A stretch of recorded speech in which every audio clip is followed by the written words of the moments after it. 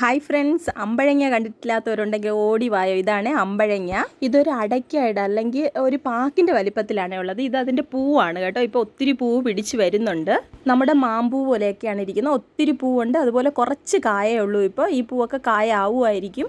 പിന്നെ ഈ അമ്പഴങ്ങ എന്ന് പറയുന്ന ഒത്തിരി വലുതാവുന്ന ഒരു മരമാണ്. ഇതിപ്പോൾ ഒരു സ്റ്റാർട്ടിങ് സ്റ്റേജാണ്. ഒരു ചെറിയ ഒരു മരത്തിൽ നിന്നാണ് ഇപ്പം ഞാൻ ഈ വീഡിയോ എടുക്കുന്നത്. ഇപ്പം ഞാൻ എൻ്റെ ഒരു ഫ്രണ്ടിൻ്റെ വീട്ടിൽ വന്നപ്പോൾ ഇത് കണ്ടപ്പോൾ എനിക്ക് ഒത്തിരി സന്തോഷമായി. കാരണം ഞാൻ ഇതിനു മുമ്പ് ഒരു വീഡിയോ ഇട്ടിട്ടുണ്ടായിരുന്നു, അമ്പഴങ്ങ വെച്ചൊരു ചമ്മന്തി ഉണ്ടാക്കിയപ്പോൾ. അപ്പോൾ പലരും കമൻറ്റ് ചെയ്ത് ഇതെന്തോ സാധനമാണ്, ഇത് ഞങ്ങൾ കണ്ടിട്ടില്ല, ഇത് എവിടെ കിട്ടും എന്നൊക്കെ. അപ്പോൾ അവർക്കൊക്കെ വേണ്ടിയിട്ടാണ് ഈ വീഡിയോ ഞാൻ ഇടുന്നത്, കണ്ടിട്ടില്ലാത്തവർക്ക് കാണാൻ വേണ്ടിയിട്ട്.